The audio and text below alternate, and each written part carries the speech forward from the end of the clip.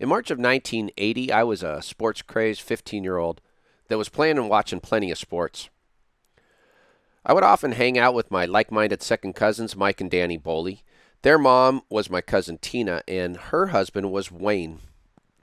Wayne was then a successful attorney, but I knew he had been an all-conference basketball player and an all-American volleyball player at what was then Loyola University in Los Angeles in the 1960s. But on this weekend, Wayne was more than a man who practiced law or who was an all-star athlete. He was the guy who was taking me to attend my first ever NCAA men's basketball tournament. I was going to Tempe, Arizona for some March Madness.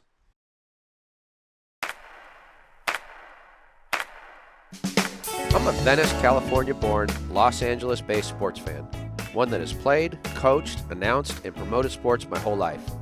My love affair with sports started in my own backyard and has led me to this podcast. Thanks to the support of the Amateur Athletic Union in East Bay, I'm excited to bring you Sports Stories with Denny Lennon.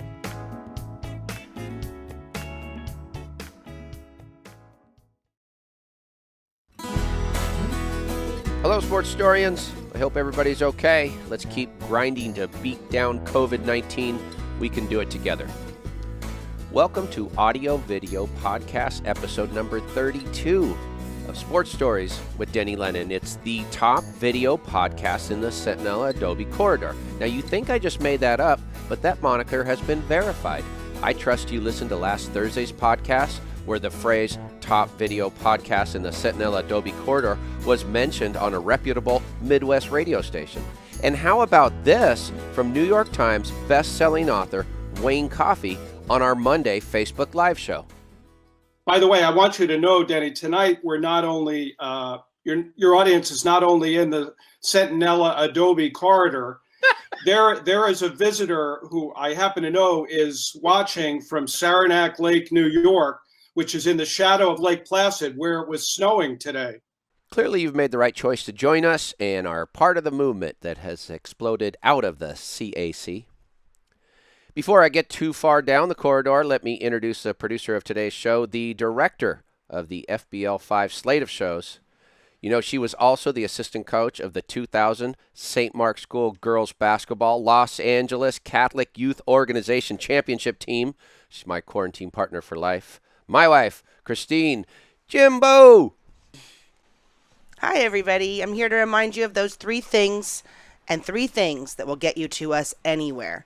We'd like you to like us, subscribe to us, make comments, repost, do all those things you need to do, and these three things will get you there. Sports Stories with Denny Lennon. That's Denny like the restaurant, Lennon like the Beatle. SportsStoriesPodcast.com and Sports Stories DL to reach us on Twitter. Once again, like and subscribe and repost to your heart's content. You know, my Twitter account had a 10% growth over the past week, thanks to that big audience we had for our FBL 5 Friday show, where the 1995 UCLA basketball champion Toby Bailey appeared. So that's nice, but I really got to do better on my Twitter account, so please follow me at SportsStoriesDL. I have some unique and fun ideas coming soon to the account. I'll also be doing some giveaways. So if you don't have a Twitter account, it's easy to get one. And if you do have one, I hope you follow me at SportsStoriesDL. Giveaways are the key to life. Free things. Always. And I think I got a few. Nice. So after years of cheering while watching my UCLA Bruins on TV as they secured NCAA basketball title after title in the 60s and 70s, I was actually going to get to go to the NCAA basketball tournament. Thanks to Wayne Boehle, my guest for these next 3 episodes, I would get to attend one of the regionals in person in Tempe, Arizona. It wouldn't be to see UCLA, who incidentally that year made a run to the finals, but to see Wayne's alma mater, Loyola Marymount. LMU would lose in that 1980 regional to Arizona State in the first round. Fat Lever and Byron Scott were just too much for the Lions. But that was secondary to getting to hang out with other players, staying in the same hotel as us for those regionals. Myself, Mike, and Danny made friends with the likes of Clark Kellogg and Herb Williams from Ohio State, with Mark Aguirre from DePaul. It was surreal for us, and those guys loved that we had plenty of pizza to go around. 10 years later, in 1990, LMU would make a much deeper run in the NCAAs. This was after the tragic death of Hank Gathers that was just before those playoffs. Wayne Boehle in 1990 would serve as the lead attorney for Loyola Marymount when the Gathers family sued the school. That part of the story Wayne will address in future episodes. This episode, we learned that Wayne had great days as a top athlete at Culver City High School in California and then at Loyola University in Los Angeles. He also found time to have some fun that landed him in trouble with his principal in high school and with the law in college. But he had mentors that helped him and opened up new worlds to him, just like he did for me when I was 15. Now, from the 7428 studio in Westchester, California, let's welcome the former Culver City Centaur standout and two-sport star from Loyola University in Los Angeles, Wayne Boehle. Please note this interview was recorded on March 2nd, 2020. I gotta shoot it again? Yes. Yeah, you did. Now the all-conference selection. From Loyola. It's the big shot, Wayne. No pressure. No pressure.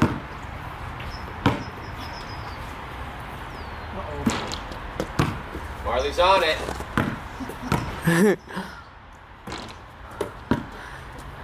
Bam. That's it, baby. That's it. Cool, Wayne. As you can see, this is a seat of honor right here. And everything.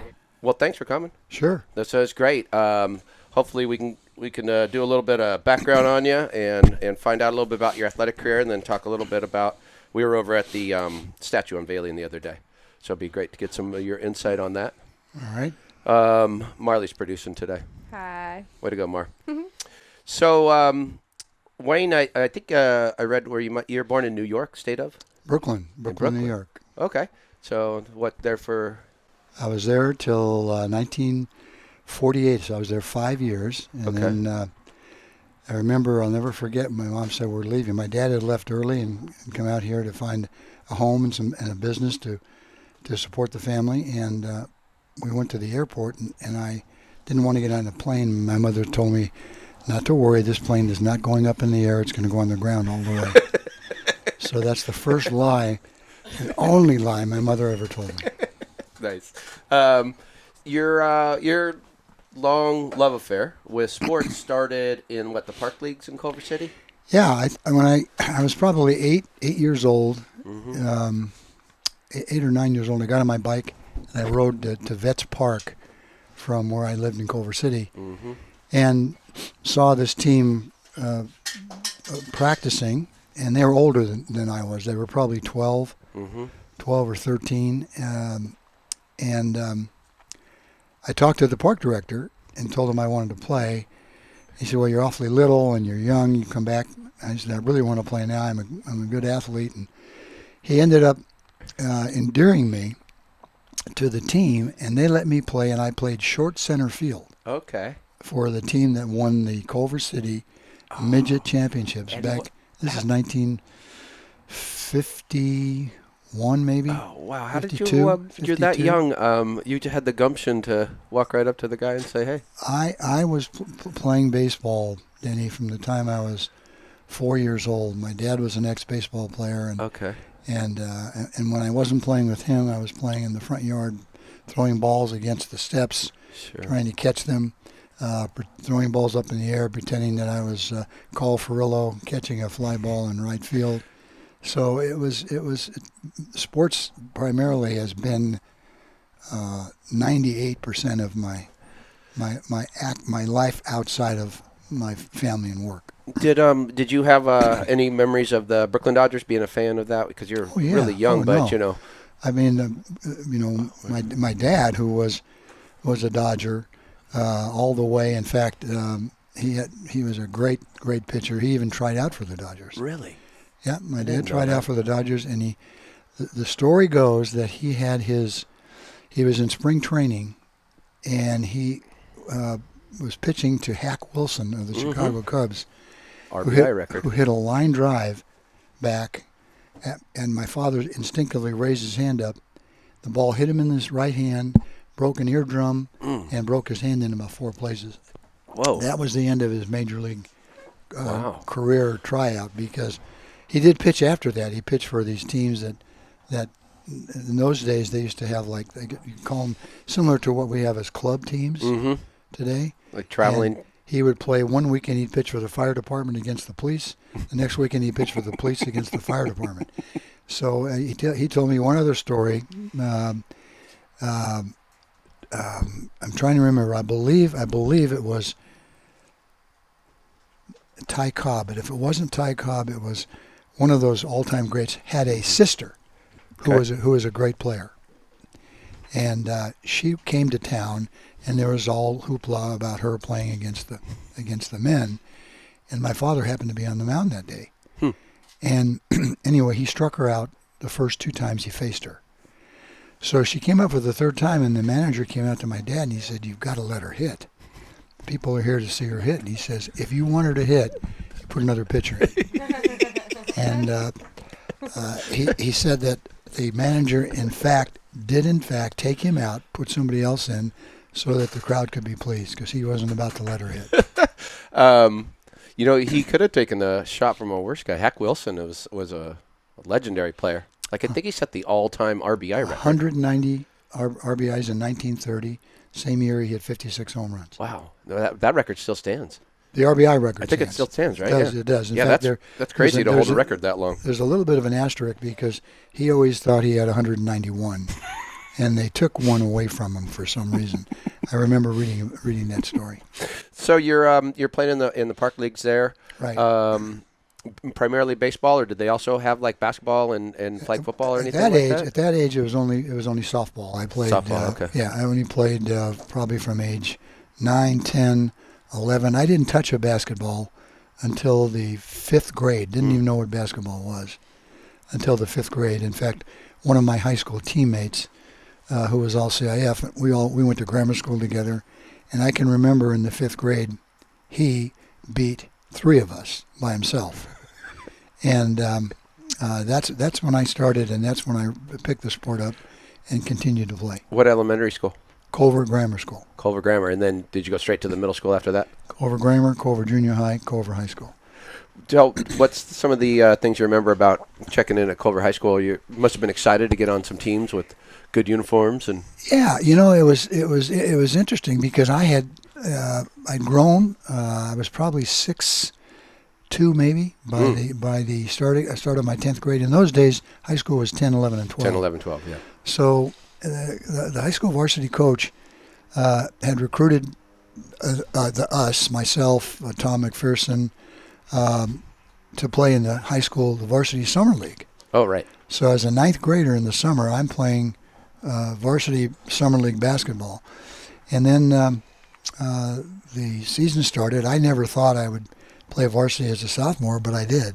I got selected. It was Tom and myself and one other 10th grader that were selected to play varsity basketball as a 10th grader.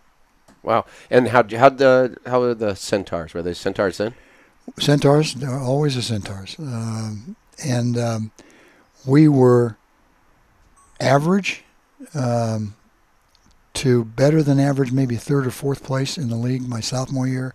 And my junior and senior year, we won the league. Oh, wow. Okay. We won the league and beat some very prominent Keith Erickson, who went to El Segundo. High school was one of my friends that I competed against in high school. Oh, wow. Concurrent with, I think, Gail Goodrich in those days? Was he out at Sun Poly or something like that? Goodrich was at Poly High School. Yeah. So he was a big-time player out there, I guess. He was but again, and this is a prejudicial comment, city basketball, in my opinion, is a lot different than CIF basketball. Yep. And to their detriment, they don't have the financial support that CIF schools did. So oftentimes, some of these great players like Goodrich, although he got his accolades, he was a very good high school player, obviously, and now he's a Hall of Fame NBA player. Yeah. He could score. Yep. So I do my research, Wayne. Yeah. I'm a researcher by nature. He doesn't do the research. Theresa does the research. I was hoping you'd fill me in on the snowball dance, your senior year. 1961 snowball. Actually, it was 1960 because it turned 61 in January. Okay. So we had just played El Segundo in the Pacific Shores tournament. Oh, yeah, Pac Shores. And we beat them by about 18, 20 points. I scored 26 points. Wow. Tom, my teammate, the kid I mentioned earlier, scored 29 points. And we went through them like poop through a goose. Got some you get all tournament? And I don't remember. Did they do that? Because they did have an all tournament, but we lost the next game to Glendale, who had 4 Division I players on their team. They had there's three brothers who played Sutherland. Okay. There's Gary Sutherland and his older brother who was a great pitcher. Also, they all went to Stanford. Oh, wow. And played there. Okay. And a kid named Mitchell Tree and anyway, they were very good, and they beat us in the semifinals. So if anyone would have made all tournament, it probably would have been Tom. Okay. If you get to the finals, you can get 2 or 3 kids, but yeah. in semis, you only get 1. So the answer is no. So then, to get back to the snowball, the next tournament we played in was the Beverly Hills tournament at the swim gym. At the swim gym. And as fate would have it, we're playing El Segundo in the quarter or semifinals of the tournament. And I'll never forget this as long as I live. It's there was a movie made called Fate is the Hunter. If you want to talk about fate, I'll explain it to you in just a second. All right. So the day before our game, or 2 days before our game was on Friday, I get a call from one of my dear high school friends. His name was John Hampton. And John Hampton was going steady with a girl that I had gone to school with from kindergarten to the 12th grade. Okay. She was one of my best friends. Her maiden name was Sheila Benson. He calls me up and he says, "Wayne, I need you to do me a favor." And I said, "What?" He said, "I need you to take Sheila to the snowball because I have to work." Mm-hmm. And I said, "John, I don't want to do that. I don't want to go to the dance." And he goes, You have to do it, please. She really wants to go. So I called her up to see if I could dissuade her. And she said, "Wayne, I really would like to go. John is such a jerk for doing this. He doesn't need the money. I don't know why he has to work." So I said, "All right, I'll take you." So fast forward now to the game. The game is the day of the dance. At the swim gym. At the swim gym. We play El Segundo. Our coach made one of the few mistakes he's ever made in his coaching life, and I loved my high school coach. He was like a surrogate older brother or father to me. Dale Goodyear. Dale Goodyear. Right? Is that him? Yes, that's From him back in the day. with the towel. That's him. Yeah. That's him. And those are 3 of my teammates. Mm-hmm. Okay. 3 of my teammates. That's great. Okay. So he leaves me in the game, and I foul out in the first half. Whoa. Wow. And the 2 of the calls were Did he horrible. lose track, or did he just trust that you wouldn't get another call? No, he thought I was. He knew that to beat them, we had to play well. And this was a revenge factor for us them. beating them in the Shores tournament. So the game's over. We lose. We lose the game, and I'm in the shower. And Keith comes in. Keith Erickson comes in from the other side and starts laughing. Says, "Hey, nice game, Wayne." He says, "Fouled out in the first half." He said, What the heck was wrong with you? And I said, I've got to go to this dumb school dance. And he goes, he started laughing again. He said, "Have a great time." So I ended up going to, it's interesting because the girl who had the pre-party to the high school dance was... High school hasn't changed much. No, at the pre-party was one of these girls that starred in, she was incredibly beautiful. And she was in all those beach blanket bingo movies. Her name, Frankie Avalon, and her name is her acting name was Patty Chandler, and her real name was Patty Lauterbach. Okay. And she was our homecoming queen, and who I took, by the way, to the. Oh, look at you! You're like Kobe dating a starlet to your prom. I took her to our not our homecoming dance. It It was, what do they call it? What do they call the dance at the end of the year? It's the Prom? The prom? prom. Or I the took her to Sadie the Hawkins. prom. Okay, the I prom. took her to the prom.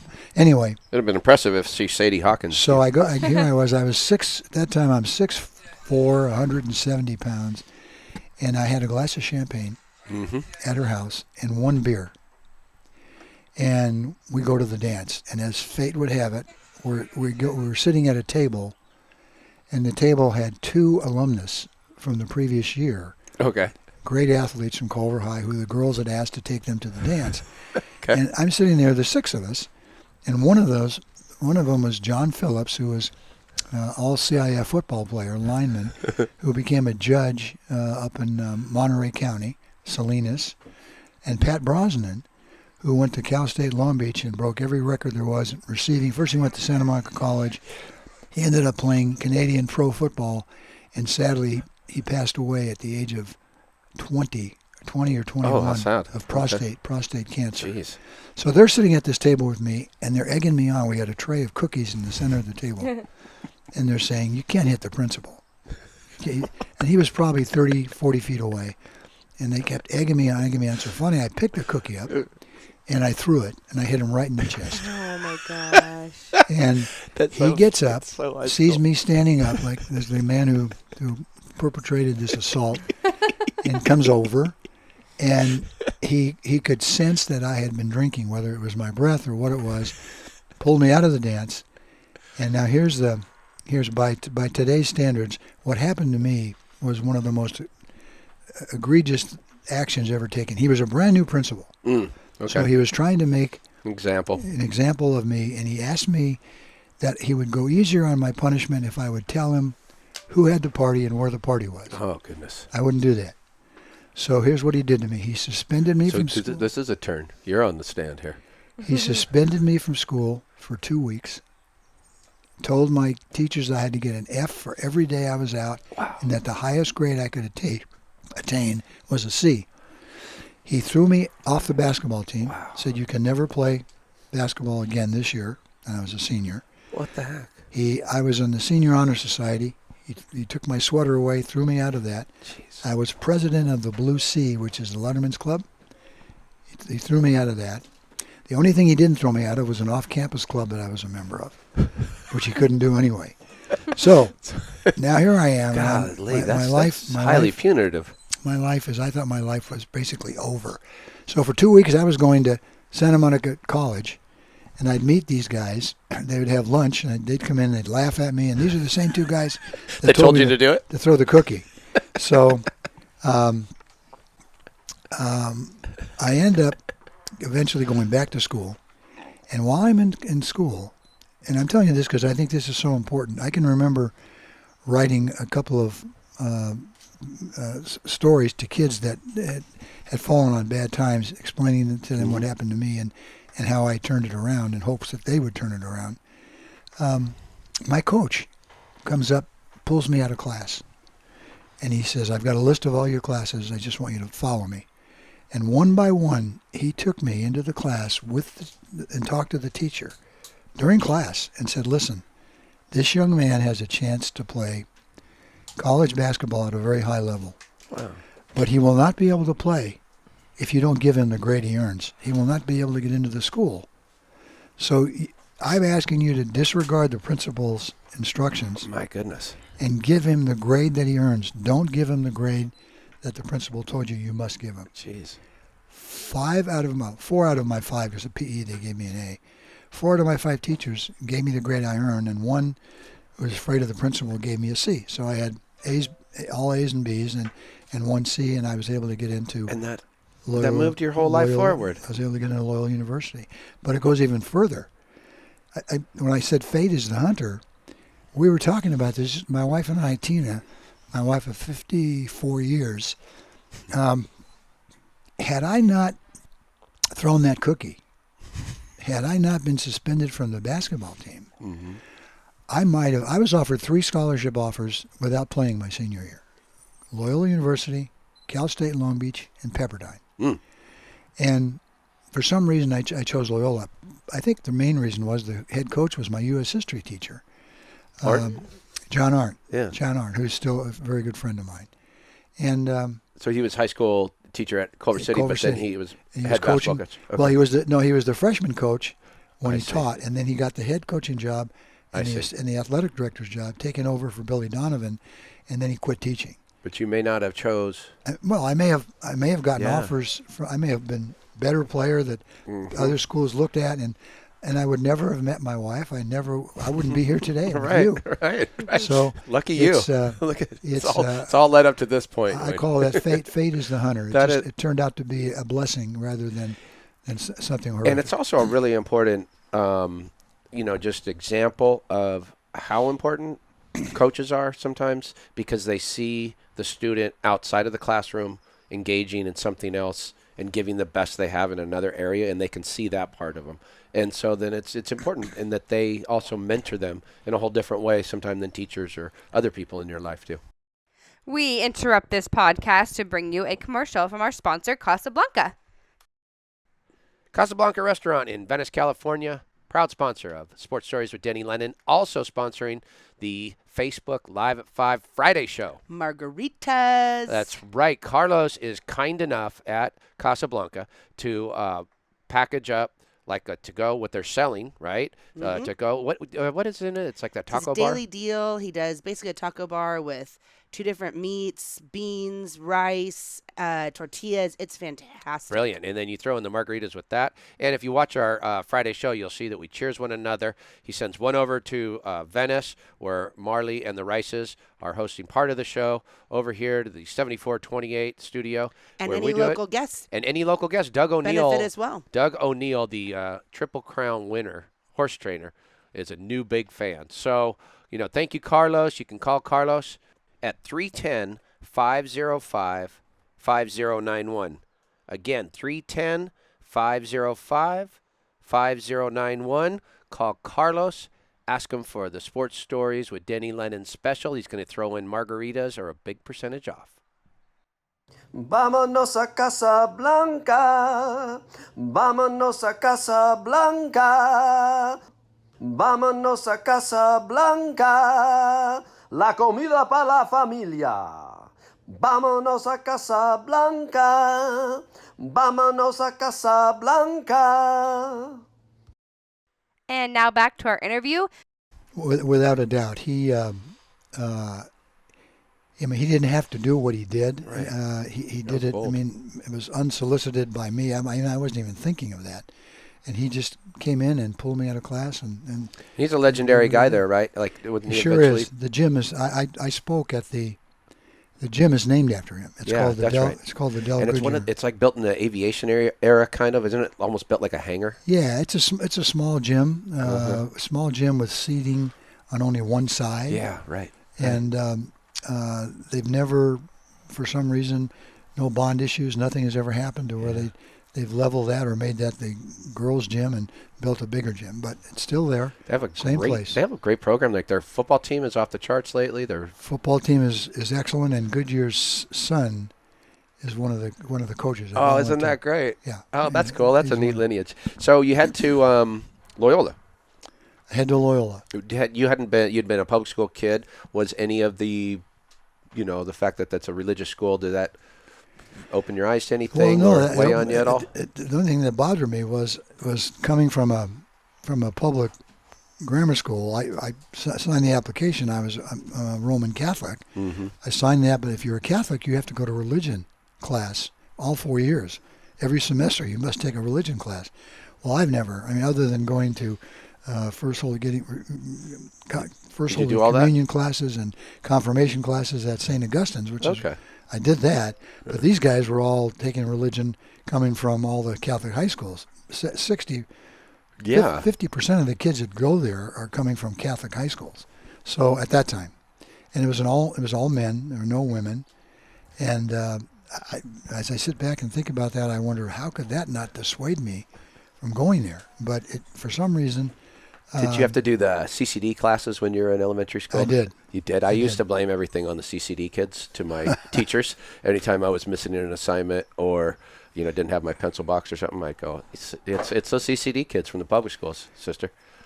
It's amazing, but the school itself, and I I have grammar school, high school, college, business friends that I still associate with. Yeah, It's just my personality that I stay involved. In fact, the end of this month, we're going down one of our high school friends. In fact, he's in that picture. Moved to Long Beach, and we're going to go see his house. There's 4 of us. We're going to drive down and see his house. Isn't that great? Yep. Tell me about now. This is when, of course, in collegiate sports, freshmen didn't play on the varsity. Correct. So your 9th grade year, did they have a freshman team that you played on? I did. They did. And so was John Arndt the coach of that, or had he already been promoted? He had been promoted, and Art Bell, former player there, became the freshman coach. He was my coach. And then once you get to your sophomore year, you seemed ready to go because you had some good stats there, Wayno. I had some great stats as a freshman too. I remember I made all tournament at the Pasadena freshman tournament. I was a second leading scorer on the team. Dick McCloskey was the leading scorer, and so understanding and knowing me and knowing my mentality is important for this point. So I am now. You go from the freshman team to the varsity. And I'm counting the guys on the varsity because they only take 10 to travel. And I'm counting and I'm saying, I want to make that traveling team. I want to make that traveling team so bad. And I was on full scholarship, as was most of everybody on that team. So I'm counting, and I get to 9 people that I know are going to be for sure on it. And then there's the 3 freshmen. Sure. That Dick Schindler, who turned out to be a great college player, Dick McCloskey, myself, and then there was another kid, his name was Ron Miller, who was all CIF. Okay. And I'm going to tell you an interesting story. So now, as a freshman, this just came back to me. The first day of practice, the coach lines us all up on the baseline, and he says, "I'm your coach, and I'm Art Bell, and what I'd like you to do is I'd like you to step out, give me your name, and tell me any basketball accolades, awards that you think are relevant for me to know." Okay. And I'm probably It's a little odd. There's probably 18 kids there trying out for the freshman team, and I'm number 17 in line. And the first kid goes up and says, "My name is Hugh Foley. I was first team All-State from Montana." And I'm going, "Oh my God, All-State." And then we're going down. Another kid stepped out and said, "I was second team All-CIF. I went to a school called Avalon High School." And I'm listening to these guys, all league, all school. And now it came to me, and I stepped forward and I said, "I played 2 years of varsity basketball at Culver City High School." That's all I said. And I said back, well, I quickly learned that the kid who made All-CIF from Avalon High School would not start on my JV team in high school. Yeah. That's how weak that putting up program. numbers there at Avalon playing Mary Starr. Being All-State in Montana, my parents moved to Montana, I'm sure I would have been All-State. But right. Anyway, it was an eye opener to see all these guys with all these awards, and here I was. Actually, what you may not know is when I started LMU, I was on a half basketball, half baseball scholarship. Right. And after the first year, I asked him to please, is there some way you can, because by the time basketball was over, and I went out to the baseball field, the season was half over. I was going to say, yeah, they've already played games. They start in November practicing. Yeah. And by March, their season is. It's tough to do that in college. So he said. And your true love was basketball? True love was basketball at that time. So he said, "That's fine. We'll give you a full basketball scholarship," which I had. And then I started playing volleyball thanks to your cousin, my brother-in-law. And because you had the spring open. I had the spring open. And it was like probably a club sport there at the time, or? No, it was the volleyball. Just first collegiate volleyball teams. It started, in fact, in the '64 Nationals. Santa Monica College won it. Yes, And they won 5 out of the first 6 or something because they probably had all the. '64. They just started like 2 years earlier, so I picked the sport up very quickly, and played with your cousin, my brother-in-law, who started the team. So did a little digging, Wayne, as you know, big researcher. Notice over your career, okay, you go all conference one of your years. Correct. My sophomore year. And pretty solid, you know. You always seem to be about the third leading scorer. I think I averaged close to 10 points a game, Yeah. I think. You're right. You're right in that area, and pretty decent field goal percentage, 41% from the floor. Wow. But I do have to take you to task on something. Okay, go ahead. I have a lot of respect for you. I always have. I know what And I it is. really would have thought you were more like a 80-90% free throw shooter, and I'm seeing 68.1, Yeah, Wayne. that And I was just no, I circled it and I said, I'm don't going to blame need you. to need to At confront the age this. of 76, I think I could shoot a better percentage than that. Did you go underhanded? You didn't even No, do that? I did go underhanded the last game of the year. Did you really? Just for fun? Against USF, again, the last game of the year. No. Looking around too, it seemed like Loyola was pretty strong when Jerry Grote was there. Grody. Grody. He was a good player. Looked like. Jerry Grody was a great player, Yeah. college player, Yeah. drafted by the Lakers. Right. Didn't play Right. much. In fact, that's how I met Jerry West, Through him. through him. And Jerry West, I don't know if I forget if I relayed this to you, but while I was at Archer, he came to speak to everybody there. Oh, is that right? Yeah, and he got out, and I said hello, and he goes, so you're one of the Lennons? And I said, yeah, and he said something about Wayne, and I said, yeah, Wayne tells me he beats you regular in poker. And he goes, oh, really? He said that. I suppose he told you he beats me in golf, too. So I want to get this straight now, Don't Wayne, beat him on in record. golf. He's a very good golfer. Okay. Okay. Very good golfer and a good friend. And yeah, I met him. You may or may not know this, but when the Lakers, when West Baylor, Tommy Hawkins, Jimmy King, when the Lakers were there, they practiced at LMU. I do remember that. Dick Gass took me to their practices when I was 8 years old, and shout out to my godfather for doing that. It cemented in me that adoration of both the Laker brand, these great guys, and I really loved basketball because I went and watched the Lakers practice at Loyola. It was awesome. The only people allowed in the gym when the Lakers were practicing were the varsity basketball players. So I was able to get in the gym, and how I met Jerry West was practice was over, and Grody saw me, and Grody knew I was a volleyball player, and he played a little volleyball, and he said, Wayne, let's play some volleyball. So we're setting the net up, and Jerry West was down at the other end just shooting around after practice. And he stopped, put the ball in his arm, came down, and said to Jerry Grody, hey, this looks like fun. Can you teach me how to do this? Really? And Grody said, I can't, but he can. He pointed at me. And so that's how I met him. And we've been friends ever since. How cool is that? Yeah. Wow. Was he? Did he take to it? He was bouncing balls into the ceiling when he timed it correctly. His ball control passing was a little suspect, but in 15 minutes, he was, he had, I'm guessing he had close to a 38, 37 He had a crazy vertical. Yeah. And and when he timed it, he would literally he really enjoyed doing that. Of course. He liked that. How did you pick up the sport? I mean, you told the story that was my cousin. So I hadn't mentioned that so far, that you're married to one of my dearest and leaders of my family, Tina Boehle, Tina Lennon. And so, but her older brother introduced you to the sport? Yes. Well, I played in high school. It was a sport that we all dabbled in, and there was no high school teams in those days. We dabbled in it. We used to go to the place called the Wall, which was in Santa Monica. There was a hotel that had a pool. I can't remember the name of it. You remember Honest John's? Yeah, I do.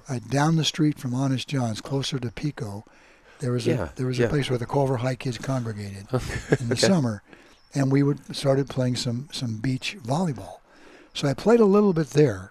Okay. And played a little bit my senior year in high school, but it wasn't until my freshman year in college that I started. Did Culver playing. City have any kind of team, or was it more like a PE nothing. class or after school or something? It was nothing. It was just they had a tournament, a 2-man tournament. Sure.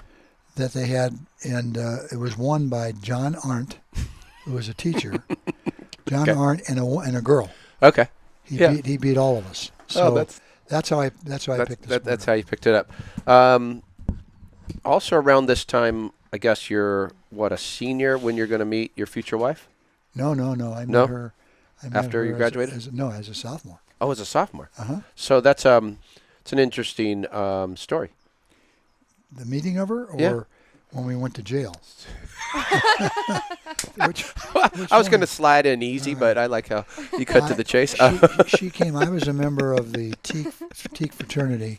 We had an open house, and Ted and Peggy, her mom and dad, brought her to the open house, and I saw her and asked her, if she would be willing to go out on a date. And sorry, let me turn that off. Right. Danny Boehle. And they said yes. So that was it. We started dating my sophomore year and got married December following my graduation. So she would come probably to your basketball, volleyball games and the like? She would come to all the games. I noticed something from when you used to play volleyball. Yeah. One, I'd like to compliment you on your technique. Thank you. It's pretty solid.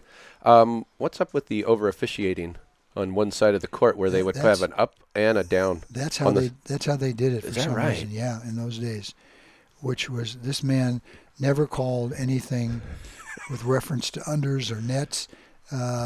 He would call nets occasionally. Yeah. But he was in charge of that. And could you penetrate over the net, or you had to block straight up and down as a blocker? Well, depends on the year. Yeah.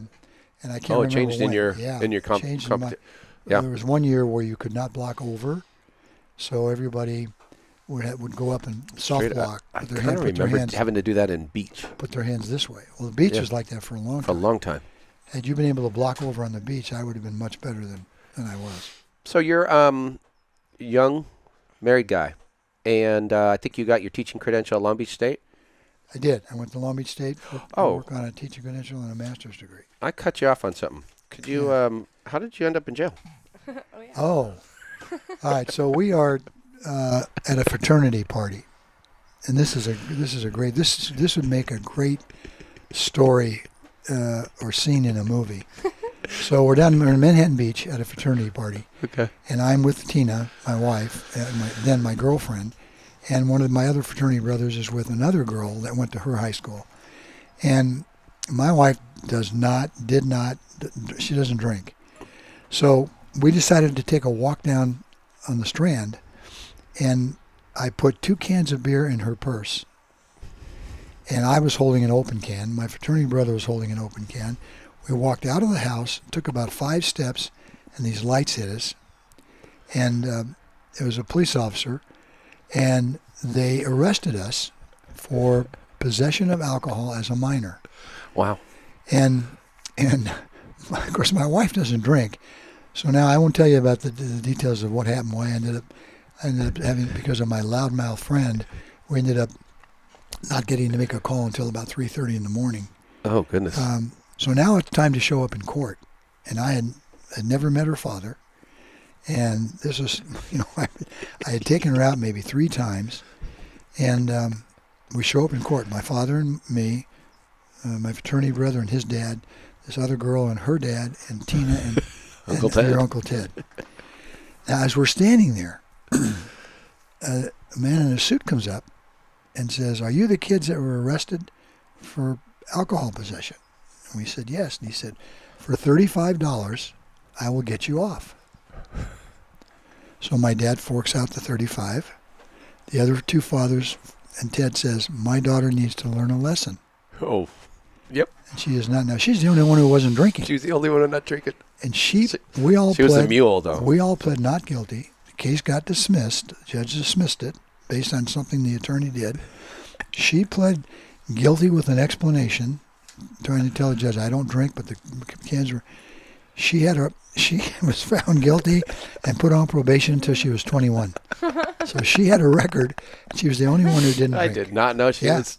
Dang, I got to look at her in a whole different light now. But I will tell you this, that one of the third toughest thing I've had to do in my entire life was to go to their house and knock on the door and ask him if I could take her out again. I was shaking when I knocked on that door. How did he go through those? He handled it pretty well. Thanks to Ted. Ted, I think, helped me a lot by telling his dad that he's an okay guy and it's not like you think, and et cetera, et cetera. And of course, having 13 kids in the family, they did have 13 kids. He ran into plenty of that. I'm sure he had enough information to help me with my cause. You mentioned, you said that third toughest thing? Yeah, the third toughest thing. The first toughest thing, I think, would have to be when I buried my son, who we found out in the 8th month of pregnancy that he was not alive, and Tina had to deliver the child stillborn, and then I had to carry this little box with was it Monsignor Wade? Somebody from St. Mark's, and Tina couldn't even go. She was too distraught. Wow. And That's... the second toughest thing, I think, was I can remember was taking the bar exam and stressing over that. So those are my life top three. moments. Those are my top three. Now it's time for an installment of As Time Goes By, where we get to know Carlos Haro Jr. of Casablanca Restaurant in Venice 1 minute at a time. Now let's play it again with Carlos Jr. All right. This involved props, Sienna. There's a time in the movie where Berger shows Victor Laszlo a ring that he wants to sell. But he shows him this particular ring right here. There we go. And this indicates to Laszlo that Berger is part of the movement. So can you tell me what this ring is and what movement we're talking about? Is this the French resistance? Very good. Do you know this ring? No. Protects soldiers in war. It's called the Cross of Saint Lorraine. Oh, wow. Yeah. You like that? I went deep. I You went deep into my prop department. You did. It's also the ring that Magnum PI and all his buddies wear in Vietnam to protect themselves in war. Okay. So then when I saw that in the movie, I was like, what the heck? Okay. All right. You almost got that one. Sports Stories with Denny Lennon is supported by the AAU. Find a local event and join at aausports.org. And remember, you can catch your favorite amateur sports live stream, replays, and highlights at ballertv.com. Sports Stories, along with East Bay, supports the Heroes Movement, a nonprofit that bridges the gap from mental or physical therapy to getting strong again through strength and conditioning workouts. This free service is available for any veteran of the United States Armed Forces. Visit heroesmovementusa.org for more information. Sports Stories, along with thousands of people across the country, also supports the My Stuff Bags Foundation, a nonprofit that provides traumatized children with new belongings and new hope. Learn more at mystuffbags.org. Sports Stories with Denny Lennon is a production of Sports Stories, Inc. and is available on Apple Podcasts and YouTube or wherever you listen and watch. Don't forget to subscribe, rate, and give us a review. It really helps spread the word.